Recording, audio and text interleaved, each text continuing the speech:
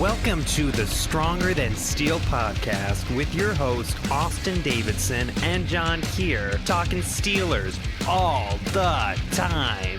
Now, here's Austin and John. Hello, everybody, and welcome back to the Stronger Than Steel podcast. I'm Austin Davidson, and joining me, as always, is my co-host, John Keir. Hey. Today, we're going to be previewing the Texans game. How you doing today, John? Good. It's a Steelers game day at the time we're recording this, so by the time this episode's posted, we'll just be a few hours out from Steelers and Texans, Week 3 NFL action. We already had a game Thursday night in the books, Dolphins and Jaguars. What'd you think about that game? That was an interesting game. I think it didn't go how I thought it would. I thought the Jaguars would play better, and I just think as a whole, the Jaguars kind of got screwed over, especially with, the ejection of Cam Robinson and stuff, but I don't think that would have been enough for them to win the game. But it's just, it was surprising. I didn't think that the Dolphins had it in them to have 3 straight touchdown drives to start the game. What did you think? The game went how I thought it would, except I thought it was going to be the Jaguars controlling play instead of the Dolphins. Yeah, it was just interesting. I think, I thought with Byron Jones being out, the Jaguars would be able to pass better, but then DJ Chark was out. I wasn't expecting that. I really thought he was going to play through that, and their offense looked really lost without DJ Chark. But yeah, needless to say, we both got that game wrong because we both thought the Dolphins would win. Ryan Fitzpatrick still has a little magic left in him. Yeah, he does. But anyhow, getting to the Steelers and Texans game, we're going to start with the injury report. And for the Steelers, there are no designations this week. There had a few guys on not practicing through the week, but it really wasn't anything serious. Juju didn't practice Wednesday or Thursday, but he, like I said, doesn't have a designation. So the Steelers are all good on the injury front. The Texans have a few. Kenny Stills with an illness, Duke Johnson with an ankle, and Peter Kalambaye with a hamstring are all questionable. They were limited in practice the entire week, so I think that the only one that's going to be likely out is Kalambaye, because I don't think he's normally active for the Texans. I'm not 100% sure on that, but he should just be out. But that's a normal thing. Anything to say about the injuries? Nothing too overly concerning, certainly not from the Steelers' point of view. David DeCastro and Juju are fine as far as we can tell, and they'll be playing, so that'll be good to have DeCastro back for sure. Yeah, it's going to be great. We're going to be able to see the team basically at full strength, the best full strength they could be, not counting Zach Banner and stuff. But, yeah, so going on to some Steelers news. The Steelers announced their Hall of Honor candidates for this year, and that includes James Farrior, Greg Lloyd, Troy Polamalu, Mike Wagner, and Dwight White. How do you feel about those candidates? Oh, I like them all. I'm sad I'm not going to be able to be at the game this year because the last 2 years I managed to go to the game where they were actually inducting them. So I don't know how they're going to do that, but all are very deserving in their own right. Are they doing it for this game, or are they waiting? I don't think they're doing it for this game, so I guess theoretically there'd still be a chance for me to go to a game later in the year if that's what happens. But I think it's usually the first home primetime game of the year is where they do it. Interesting, because that technically happened already. Oh, no, it didn't. That was at MetLife. I'm a little stupid right now. But okay, interesting. I wonder if they're going to hold off and see if they could have fans for when they want to do it. But, yeah, so moving on to the next bit of news. The Steelers have signed former Michigan State wide receiver Cody White to the practice squad, filling the hole left by Daniel McCullers' departure. He was picked up as an undrafted free agent by Kansas City and also spent some time with the Giants and Broncos. Not really notable. Another practice squad move is that the Steelers also signed defensive end Calvin Taylor to the practice squad and cut Trajan Bandy. So that's really it. I feel like those are small things that don't really have to be talked about. Can we just take a minute to acknowledge the career of Daniel McCullers with the Steelers and the fact that he probably should have been cut years ago, but he somehow managed to last parts of 7 years with the team? It's tough. A guy of his pedigree coming out of the draft doesn't typically last that long, and he went for a while before getting cut off the active roster. I mean, he only really got cut basically because now you could put veterans on the practice squad. So, and I mean, here he is going back onto a 53-man roster. So good for him, outliving most NFL players. And hey, you never know. He could always end up circling his way back at some point here. Yeah, obviously we've seen it happen. Josh Dobbs and Sean Davis. So they might take him back because obviously they love him. But into the game. So there's a few storylines going into this game. I think the biggest one that's being talked about is that obviously for the second time ever since 1940, there's going to be three brothers playing in a game with all three Watts going to be on the field for this game. Derek Watt, TJ Watt, and on the other side, JJ Watt. Are you excited to see the brothers play? Oh, of course, yeah. I wish it hadn't been hyped up so much between, media outlets, but I understand why they've been making a big deal about it. I expect to see maybe even the first play of the game where all three are going to be on the field at the same time. That would be so exciting to just see them all on the field at the same time. It's kind of interesting, though. Since 1940, this didn't happen up until last year, where three brothers playing on the field, and the Steelers are also involved in that one, obviously, with being the Edmonds brothers. There was Trey Terrell and Tremaine with the Bills. So it's weird that the Steelers were involved in both of these after it not happening for like 70 or so years. That's actually pretty wild. Yeah, it is pretty wild. Who do you think's had the best game out of the Watts? Which one? I think you have to go with TJ just because I think he's the best player of the group and he's got the most favorable matchup. It's tough. You never know. Chukwuma Okorafor could drop the ball against JJ Watt, or Derek Watt can rush for 100 yards from the fullback position. Dog, you never know. I'd love to see Derek Watt come out and have a great game, but I still have a hard time thinking he's going to play more than 15 snaps. What do you think is the over/under at 7.5 snaps? What are you taking? Does that include kneel downs? Okay, we'll go to 8.5, and we'll include kneel downs. I'm actually going to take the under. You're going to take the under? I think I agree too. I don't think he's going to play too much, but my heart wants to say over, but I don't think it is. Yeah, it's not likely, that's for sure. But another storyline for this game is that the Texans coming into this game have allowed 57 total pressures through 2 weeks. That is the worst in the league. The Steelers defense enters the game having the best pressure rate in the NFL at 45.6%.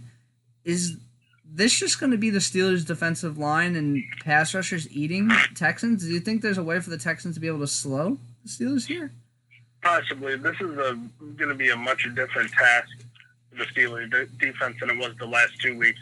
The Steelers were facing young, inexperienced, relatively not mobile quarterbacks in the back with Drew Lock, Jeff Driscoll, and Daniel Jones. Deshaun Watson is a whole different animal. This is a franchise quarterback that is a proven commodity and is a fantastic athlete. So even though the Steelers have been by far the most aggressive team in the league and it's worked well so far, I think they are going to have to dial it back a little bit in this one. And let's be especially responsible in their pass rushing lanes, because you remember as well as I do the way the Seahawks game in Week 2 last year went, where Russell Wilson, he didn't run much in that game, but whatever he did, it was extremely effective, and he got the yardage that was needed, including what ended up being the game-sealing play on a 4th down. So I think we could see something like that from Watson if the Steelers aren't ready to play. Yeah, I agree with you. Watson is pretty dangerous with his mobility. He's not often talked about, I feel like, as of late. Usually it's just Lamar Jackson and Josh Allen and Kyler Murray. But he is very mobile himself, and he could really get out of there, and he could cause some damage if you're blitzing him and stuff. If he picks it up and just runs with it, he could go for a while. So that is something to watch out for. And like you said, the Steelers are likely to be dialing it back on the blitzing in this game. From just a normal standpoint, they might not even need it. Blitzing in person in this game might be a waste with how bad the Texans' offensive line actually is. I feel like the Steelers could get pressure without. It is interesting to note, though, that we brought up a graph on the last podcast where it was blitz rate versus pressure percentage, like actual pressure.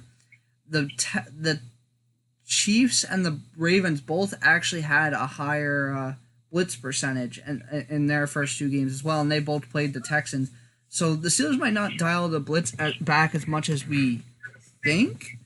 Question mark, because that's how the the Chiefs and the Ravens played, they still were blitzing him. But they're definitely not going to do it as much as they were doing against guys like Daniel Jones, Drew Lock, and Jeff Driscoll, in my opinion.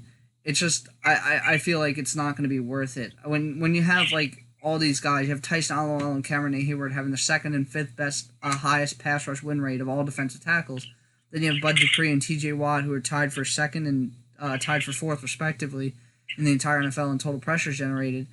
It's just, like, you're not going to really need to send extra guys. And then Stephon Tuitt and Cameron Hayward aren't far behind with the 12 pressures each. So I really don't feel like you're going to have to really be sending extra guys that often. I think you could hit home with just your regular standard pass rush.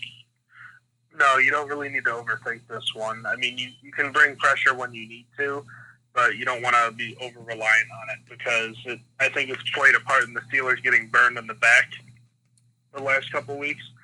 And as we've seen, if the Steelers aren't doing a good job of containing, then Watson can escape and can hurt you on the ground. And he's able and willing to do that when needed to. With that being said, do you think Deshaun Watson is an elite quarterback in today's NFL? I guess we need to talk about what an elite quarterback is. Like, what is that top tier? How many guys truly inhabit that? Or is he just a franchise quarterback where he's the guy and he could be a starter for a bunch of different teams? I don't know how to define it. I feel like in my head he's teetering. Like, he's almost elite. Like, I feel like he is a top tier quarterback. He's good. He's good, but he's also like the franchise guy for Houston. But I really think that he could be really successful with a lot of other teams, like even like including like the New York Giants or for example. I think that he could go there. And does that make him elite if he could go to a bad team and still? If I think he could thrive, I'm not sure. What's your definition of elite? Well, I guess where I'd put him, if I'm thinking about it, is below that top tier of quarterbacks. But I think there might only be one or two quarterbacks in that list, and it's inhabited by Patrick Mahomes, and that honestly might be it. I mean, there's a handful of guys that I like, but I think I'd have Watson in that tier just below because he's clearly not as good, but he's still quite talented himself. Easily. I wonder what he would do with a better offensive line. It's sort of like Russell Wilson early on in his career. Russell Wilson early on in his career I didn't like because they relied on the run a lot. And then whenever he was trying to throw, he never had time to throw because his offensive line throughout his entire career has never been good, it feels like. And that's kind of what it's been like with Watson. Watson has never had a good offensive line. He had like Dwayne Brown for like a little bit, and then they traded him to the Seahawks, funny enough. So you know what's, forgive the interruption, but you know what's kind of interesting is I know that optimism for the Texans' offensive line was palpable this year because this is the first time in like 9 years, something like that, where they've had the same 5 offensive linemen from one year to another. Interesting, and they're still not performing well, so I guess... And they're still terrible. Laramie Tunsil's the only guy that's holding up at all. I'm surprised. I never really was a big fan of Laramie Tunsil. Like, that trade, sending him to the Texans, I was not a fan of at all. I really thought they should have pursued Trent Brown instead. So, how does PFF grade Laramie Tunsil? Is he, like, top 5? Give me a second. I'll find that out for you. My man. But, yeah, so, like, I've never been the biggest Laramie Tunsil fan. I've never thought he was bad, but I never thought he was, like, top 5 left tackle material. I felt like he's never reached that point, in my opinion. So, I wasn't a big fan of that trade. And again, when you see what the 49ers traded for, what's his name? Why did I just forget it from the Washington football team? I caught myself. You know who I'm talking about? No. Could you refresh my memory, please? The left tackle that's now starting for the 49ers that they got from Trent Williams. Trent Williams. I think I said Trent Brown, yeah. You did say Trent Brown, yeah. Yeah, that was my fault. That's a Raider. But so Trent Williams, what the 49ers gave for him was so much less, and he is in my opinion a better player than Laramie Tunsil was. But do you have Laramie Tunsil's stats? No, I'm having trouble logging in because I'm exhausted and I don't know what I'm doing. But no it'll worries. have to wait. Yeah, it's not important. We'll just move on from that. But my point was that it's just that I don't even think that highly of Laramie Tunsil, and he's the best that they got. But yeah. So the Texans' offense, other than the offensive line, has been struggling as a whole. Randall Cobb didn't get involved at all in the first week until like the very end. Brandon Cooks has already been on the injury report every week, which is, obviously unideal. Kenny Stills hasn't really done much of anything. It seems like they're almost missing an elite wide receiver. I wonder where you get one of those. What do you think of the Texans offense without DeAndre Hopkins now? Well, they're clearly still trying to find their way right now. They've got pieces. They've got a couple underrated tight ends like Darren Fells. They've got a running back that, is trying to bounce back from a couple of sluggish seasons. He's still relatively dangerous, and they've got a bunch of 4-3 wide receivers in terms of speed, guys that can just flat out fly, but they haven't been able to find a lot of open room, and Watson's been having trouble hitting them. Now, granted, you have to keep in mind that the Texans have played the Chiefs and Ravens to open the season, so it's not exactly been an easy situation for them, but at the end of the day, you're paying that guy the money to get the job done. He just hasn't done it just yet. Yeah, it's tough. I feel like their offense, we were talking about how the Steelers don't have an identity. This team, the Texans, they have nowhere close to any identity. They're not doing really anything on offense. They're not putting up any kind of the points that they've been putting up in the past to start the year. They're really, really struggling, and it's not good. Like, even the Ravens have a really good defense, but they're not the best, and the Chiefs, I think, are even worse. The Chiefs defense isn't all too great. Chiefs is very middle of the pack defense, in my opinion. I know some people will disagree, but they got a few good pieces. But the point is, I felt like the Texans last year could have had a firefight with the Chiefs. Obviously, they almost beat them in the playoffs, but it's just this year it doesn't feel like they can. They don't have an offensive identity. They're not giving Deshaun Watson time. When he does have time, their wide receivers aren't very good. And the running game they're going behind. The first 2 weeks, they've gone behind so fast to the Chiefs and the Ravens, which isn't really their fault. The Chiefs and Ravens are really good teams. It's just, I feel like they have no identity. They don't even know they don't have anything going good for them right now.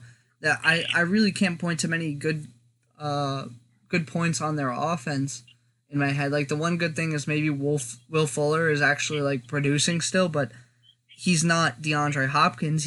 Will Fuller's a nice compliment wide receiver, but I don't think he's who you want to be your number one. He's still dealing with. I don't believe you said he was on the injury report from what I remember, but I know he's been dealing with stuff. He missed some time in last week's game. Yeah, no, he actually wasn't on the. That was surprising because they said he was hurt with a hamstring injury, and I don't think he finished his last week game. But he didn't come up on the injury report, so that was just really weird. He doesn't have a designation, so. And I tell you what makes things worse for them is because they're struggling to figure out what they are on offense. They're already 0-2. They're facing the barrel of a potential 0-3 start. They've got to find a way to score quickly and early, and if they don't, they might get desperate. Yeah, it's going to be tough going forward. I mean, this year more than ever, 0-3 isn't going to be a death sentence anymore. I think that taking statistics from this year on, you're going to find a lot more teams make it from 0-3 with that 7th spot. Obviously, the Steelers would have made it last year, and they started 0-3 if I remember correctly, right? 0-3. Yep, 0-3 and then 1-4. Yeah, so. The Steelers would have made it last year, starting 0-3, and 2013, where they started 0-3. So, with these new rules, so it's not exactly over for the Texans. The good thing about it, I mean, it sucks. They lost to 3 AFC teams in a row, but none of them are division games, so it's not exactly over for them if that's what happens. You know what I'm saying? Yeah. It's definitely going to be a tougher road, though. You would have wished that these were NFC games. If this was 3 straight NFC games, I wouldn't even sweat it. Yeah, the Texans they're going to want to make sure that they can get a good handle on this one. I think that if you can get up on them early, too, you'll be able to kind of snuff them out, too, because I think they know that they're in trouble if they're losing this one. Yeah, they seem to be like a panicky team. I feel like like I said, I really don't feel like they know what they're doing. Like, their script isn't good and stuff, coming into the games. I feel like if it doesn't work, they're going to panic and they're going to start making mistakes. But yeah, so I kind of touched on the running game for a little bit. What do you think of David Johnson since he's gotten there? Obviously, the trade was David Johnson and a second for DeAndre Hopkins. How do you feel about Johnson being there and kind of the lone running back so far through the first 2 weeks since Duke Johnson's been hurt? So yeah, David Johnson's a guy that's kind of had an interesting career. Kind of burst onto the scene this second year as an All-Pro with 16 touchdowns and what was it like over? Oh my goodness, what was it? He had almost 1,000 receiving yards that year. Dude was on fire. Then I believe he tore his ACL the next year. And then 2 years ago was not all that impressive. Last year was quiet too. He's had an up and down career. We already know he's not going to impact the game the way someone like DeAndre Hopkins could, but that doesn't mean that David Johnson still can't be an impressive player. He still got 2 touchdowns week 1, David Johnson. So, I mean, he could still rush. He's just not DeAndre Hopkins scary. He still can have an impact on this game. It's just, is the offensive line going to block for him? And it's just, I can't picture it against this defensive line. I feel like it's going to be a really tough. You might see the Steelers blitzing against the run again just to close up the gaps if they really feel like the run is going to gash them. But I feel like with the offensive line he's behind, David Johnson's in a losing battle, just like Deshaun Watson's kind of in a losing battle being behind that line. You know what I think could really help the Steelers is if they try to be a little more deceptive with their blitzing or their rushing. Don't be afraid to drop guys like Bud Dupree and TJ Watt a little bit more in this game. I think TJ's only dropped like 5 times this whole season. It's a far cry from his rookie year when he was dropping over a third of the time. But I'd consider showing a bunch of blitzes, but then maybe only rushing 3 or 4, just changing up where they're coming from. It obviously works, too. We saw, even though T.J. Watt's only done it a handful of times, he got that pick against Daniel Jones on a fake blitz, you know? So it works. It might be the way to go in this. So Watson's always on his feet and worried and making mistakes. Like you said, if you could get this team down, if the Steelers can go up like 14-0 early, excuse me, I'm sorry. It might be already over for the Texans in this game. I don't know how they could battle back. But, yeah, I don't really have much else to say about this game. Is there anything else you wanted to talk about going into this game? There's a few more, yeah. On defense, the Steelers have been a primarily heavy man team over the last few years. I'm thinking, and I'm wondering if you're going to agree with me, that I think there's a chance that a lot more zone coverage is used this week because of the reasons I mentioned before. You want to keep defenders' eyes on Watson so he doesn't break a long touchdown. Yeah, I think that, especially with kind of how the middle linebackers played last week in coverage, I think that they might switch to a zone. I think zone would be good for this game if the Steelers choose to do it. I don't think they have to, but I think that playing more zone would be helpful. This is a team that's been so aggressive over the past couple weeks that, it's just unsustainable what they've been doing in terms of aggressiveness. But I really do think this is the perfect type of game where you'd want that number of blitz percentage to actually decrease more fluidly. Yeah, especially when they have Brandon Cooks. I know I kind of talked down on Brandon Cooks, but he's just a fast guy. He's a guy that runs straight really fast. And that's going to be your Darius Slayton. That's going to be the guy that burns you over the top because you were trying to be very aggressive. So that's the guy to watch out for when the Steelers are blitzing in this game is going to be Brandon Cooks because of his absolute crazy speed that he still has in, year 6? It feels like Brandon Cooks has been in the league forever. He's been around a while.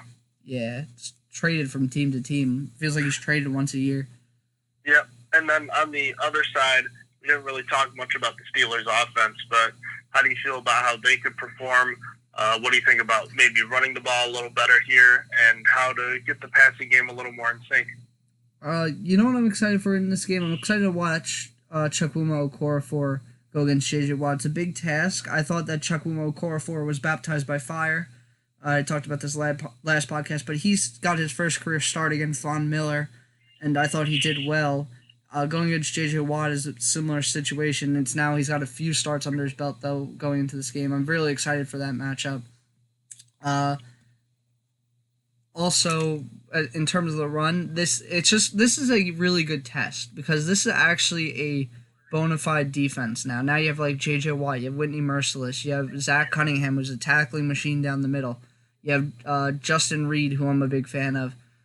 Bradley Roby has been a very good man cover corner so far this year. So this is a big test for the offense. It's not as easy as like people are making it out to be. I really think that despite the Texans start, it's like you have to look at them facing possibly the two best teams in the league back to back. It's gonna be tough. Like they can't be expected to win that. Whoever made the Texans must be pissed at whoever made their schedule, man. I would be pissed if I was the Texan. Getting possibly the best two teams and then the best defense in week 3, or at least a top 3 defense. It's not easy. So it's gonna be a test for everyone on offense. I hope that the run game can get going. I'm not exactly confident. I feel like this is going to be a lot more passing because I feel like the Texans are a lot weaker in their secondary after like Bradley Roby and Justin Reed, because then they have Aaron Murray starting and then their backup corners, like they just aren't that good. Their backup corners are Lonnie Johnson and Vernon Hargraves. I can't believe I forgot about that. Vernon Hargraves. So which with Tampa Bay, he was not very good. So I think that's the best way to attack them because I like their defensive line. They got J.J. Watt. P.J. Hall was a guy that I really wanted. And in week 1 against the Chiefs, P.J. Hall was going off. And like I remember texting you about it. I was like, damn, I wish the Steelers put in a claim for him. He would have been a great nose tackle. And that's before Tyson Alualu decided that he was going to have his best year at 33. But yeah, they also have Benedict McKinney. So their middle linebackers and linebackers, their defensive line is just really good. So I'm not really confident for the run game in this one. How do you feel about the run game? I feel okay about it. I know that the Texans have a relatively good front here, but they run a similar style to the Steelers' old 3-4 defense, and that's a lot of five men right along the line of scrimmage. You can get outside of that, I think, or at least you can try to. I wouldn't keep bashing my head with the run, but I'd be certainly willing to give it a try at some point. Yeah. I feel like the Steelers always just end up bashing their head with the run. 2nd and 11, let's run. 2nd and long, run. That's basically how it goes. Pretty much, yeah. But, yeah, anything else to say about the Steelers' offense in this game? Who's one guy you want to see more of? Or, you know what, how about Anthony McFarland? Can he maybe get some regular snaps for the first time? It's possible. He's going to definitely have to show. This is a game. I didn't think about this last week when we talked about this. He's really got to be able to pass block. Like, they have to be sure that he is ready to pass block for this game. Not that every NFL, like, obviously you're going against NFL players every week, but this, like I said, this is like a real defense. So if he's playing, he's got to be able to be pass blocking. They got to feel confident that he can do that. I would like to see him. That being said, though. Yeah, I'm hoping like around 5 snaps. Yeah, that'd be cool. 5 snaps, maybe 1 touch. I'd be cool with that. It'd be a good start for him. But yeah, definitely try to slide protection over to Watt's side. They like to move him around, so don't be afraid to move your protections to try to neutralize him as best as you can. And that's about it for me. All right, yeah, I think I'm good too. So we could go into our week 3 picks. We already talked about the Dolphins and Jaguars game to kick this podcast off, so I feel like we can skip that. The 2-0 Bears are going into Atlanta, who are 0-2. Atlanta is still favored by 3 points. Who you got here? Oh, and one thing I should mention is Julio Jones is a game time decision. They don't know if he's playing. This is kind of a weird game. I'd stay away from betting this one if I were, you the listener. But I'm not a big believer in the Bears right now. I think they've been able to get by so far.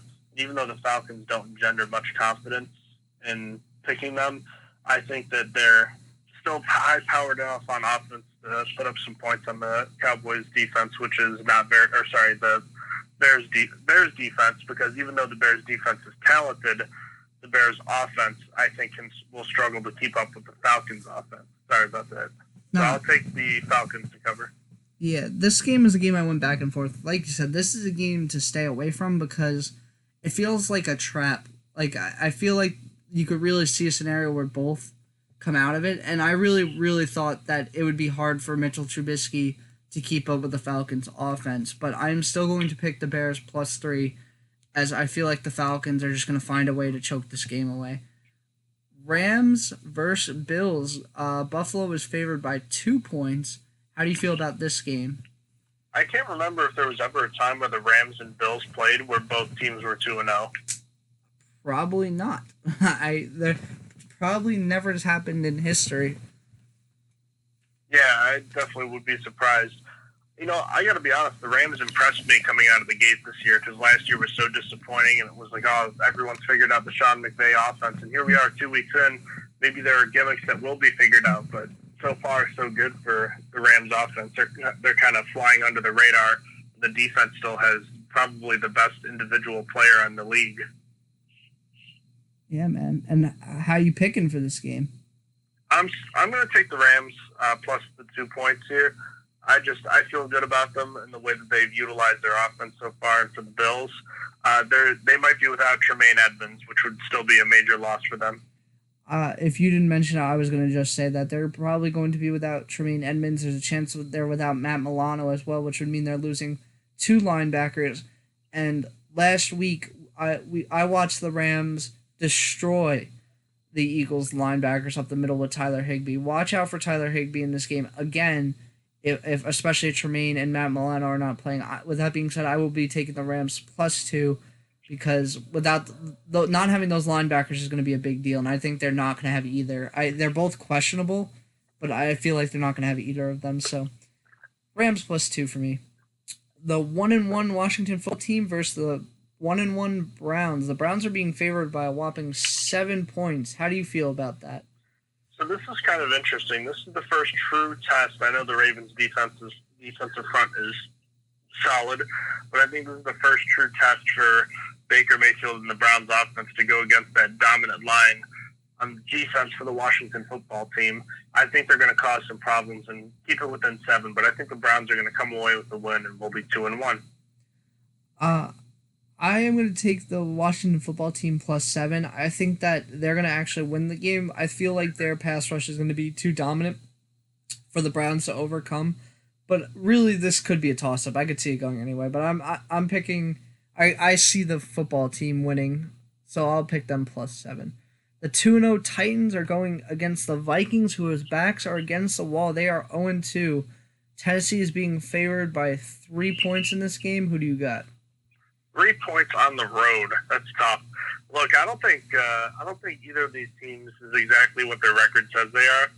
I think the Titans aren't quite this strong, but I also don't think the Vikings are that bad too. That being said, 3 points is a relatively slim margin, and I have too much faith in the Titans to not pick them at this point. I feel I'm gonna pick this as like a lock of the week. I'm picking the Titans to cover.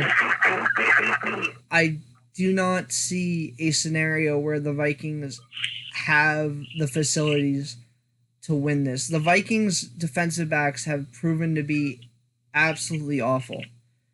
And then their defensive line is blown out because everything they invested in their defensive line opted out or has been placed on IR, with Daniel Hunter likely coming back after this week because he was put on short-term IR.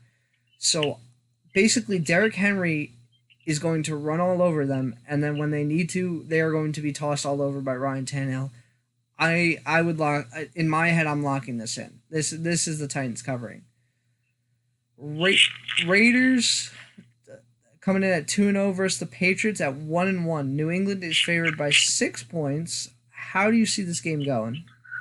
I actually like the Raiders plus the points. I picked them last week, and that looked to be a good call. They're better than a lot of people, including myself, thought going into the year were, but they're still playing a tough team in the New England Patriots with the reborn Cam Newton. I got a funny feeling about this game. I really think the Raiders are starting to build to something pretty good right here. I can respect that. I'm going to pick the Patriots to cover. I'm not quite a believer in the Raiders yet, but they are up and coming. I could give them that. And the Patriots are now without their center, who's been placed on IR, so that could be a big L and contribute to that. 49ers at 1-1 versus the Giants at 0-2. San Fran has now 11 players on IR. San Fran is being favored by 3.5 points. How do you feel about this game? There's got to be some sort of paranormal activity going on here.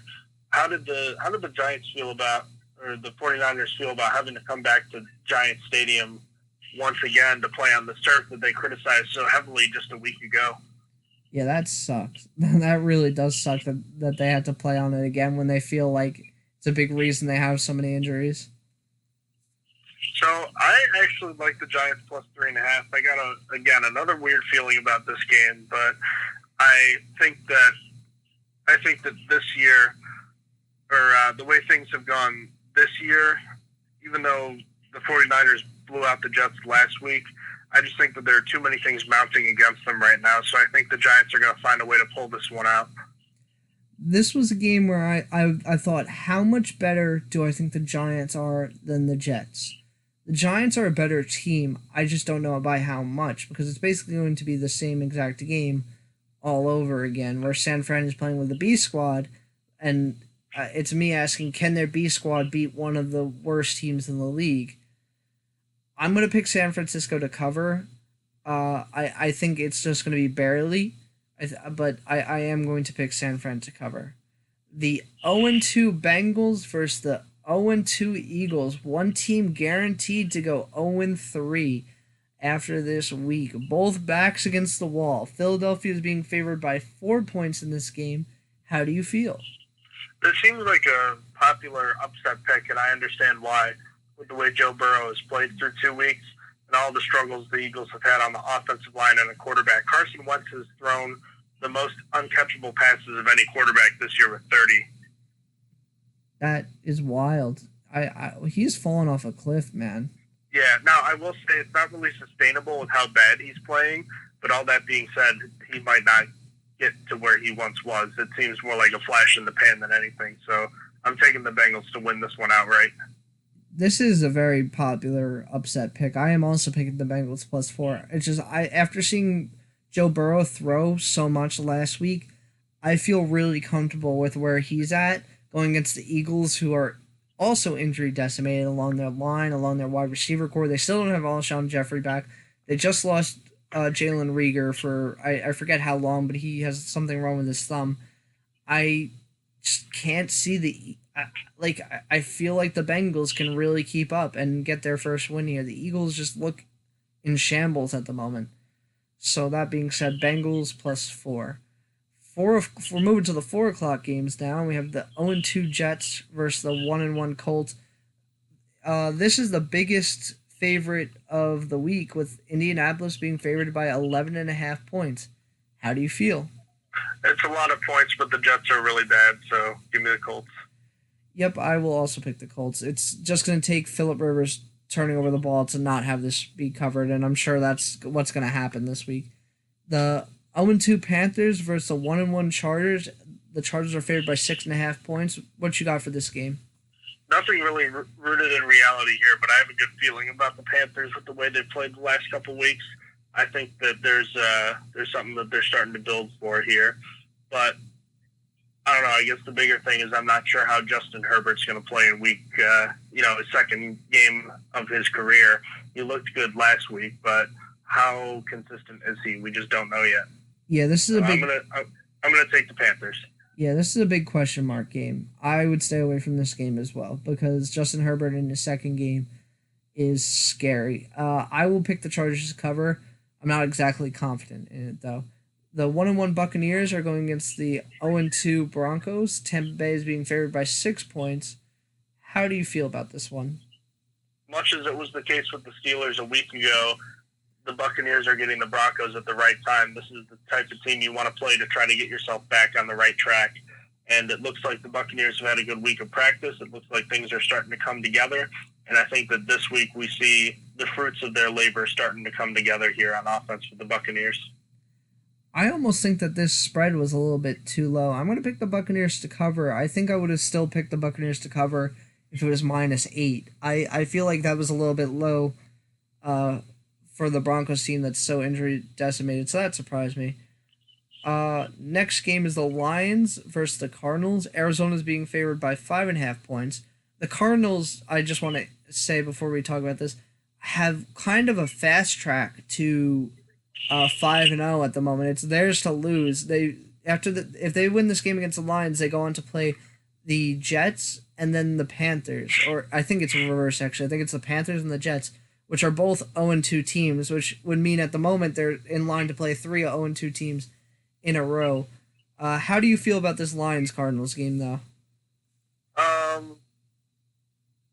What was that last part you said? Who were you referring to?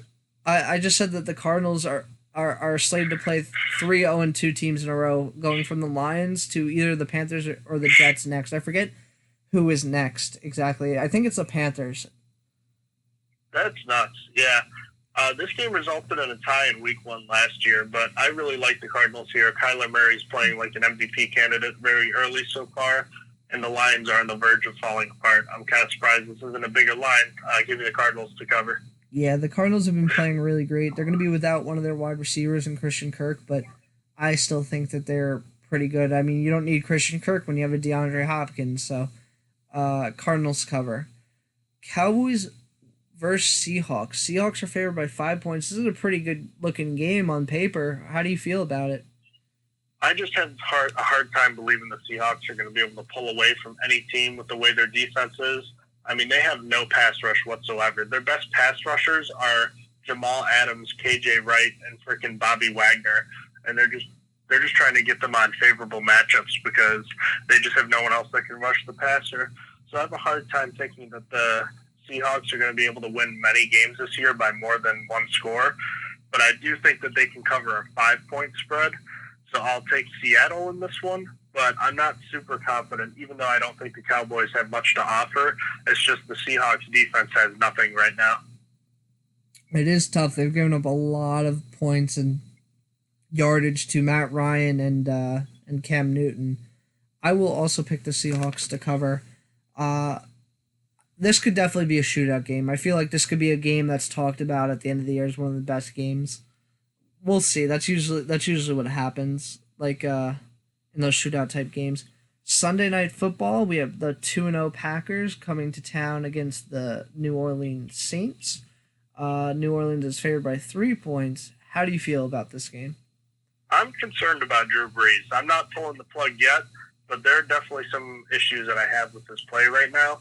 I'm concerned that we might be nearing the end for him, so I need a bounce-back game from him.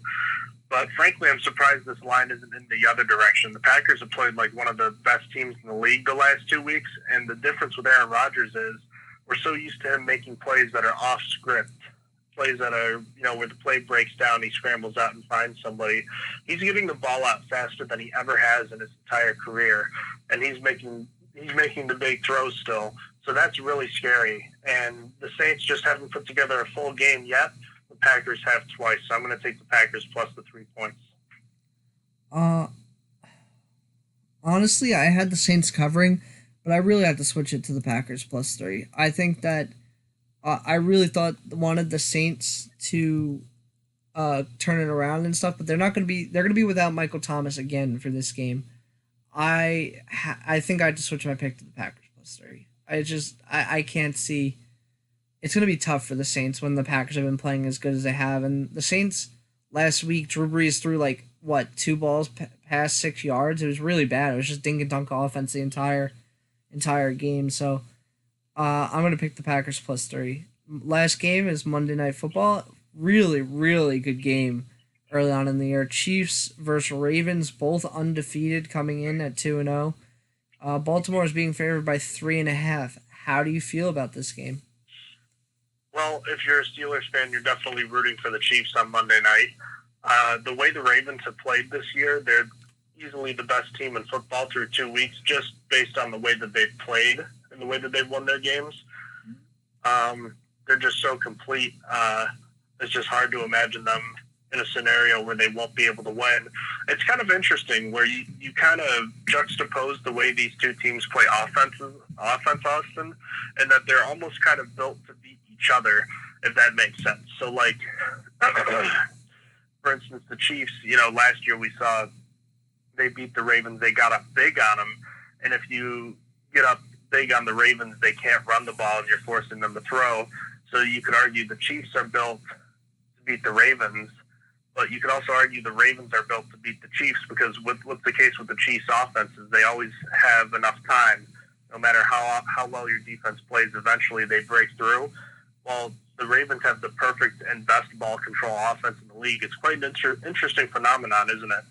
It's really like yin and yang. That's what I'm saying. This is going to be a really, really good game between these two quarterbacks. Two former MVPs in back-to-back years.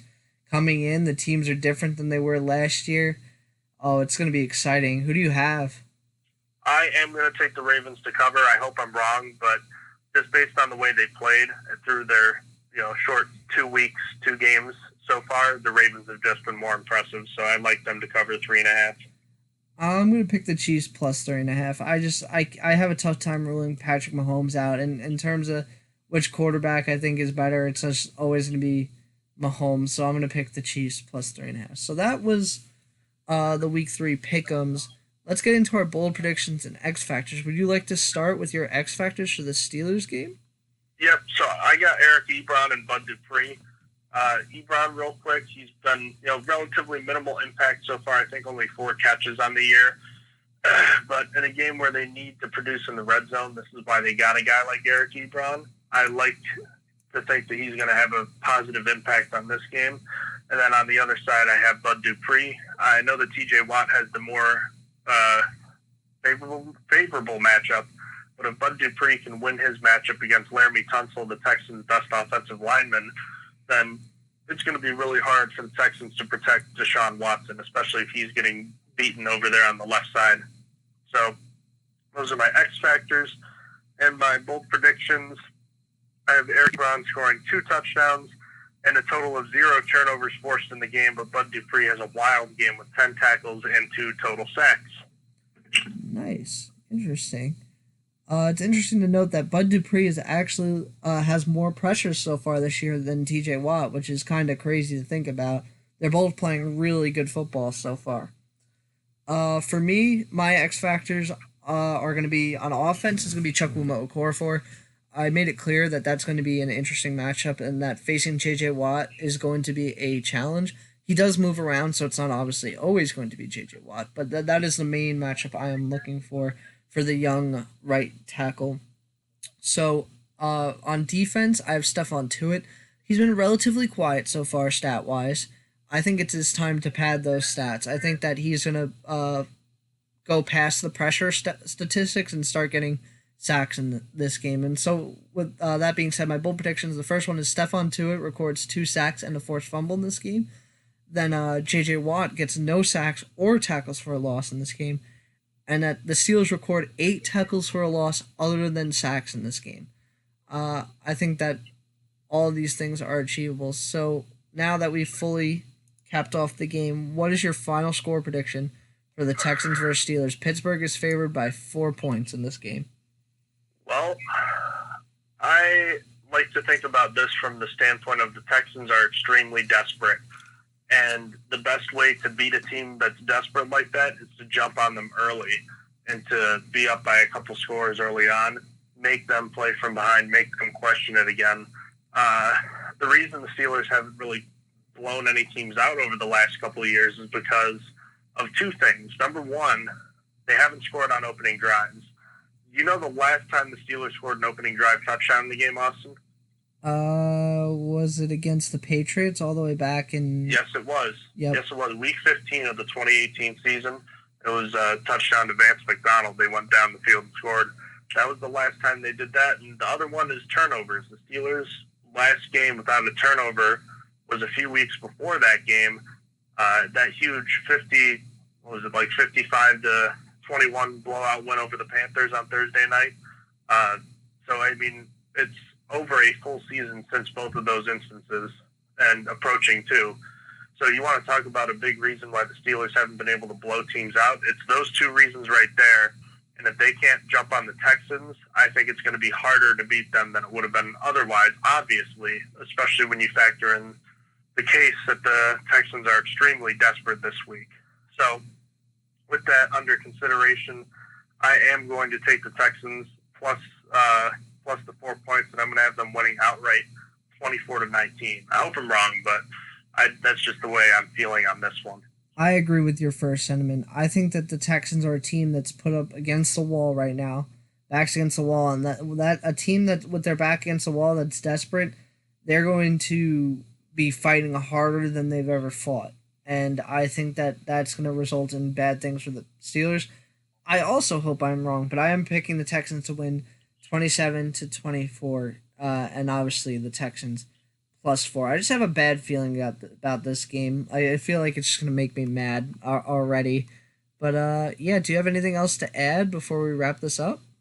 I think I'm all set. So, we'll see how it goes. All right. Well, you guys have been listening to the Stronger Than Steel podcast. Again, I'm Austin Davidson, and joining me has been John Keir. You can check out our socials and stuff in the description below. We have SoundCloud, YouTube, we have Facebook, Twitter, all the good stuff. So please check us out. And everybody, have a good night. Until next time, take care. You have been listening to Stronger Than Steel podcast. Thank you for joining us today, and don't forget to check out our website listed in the description below.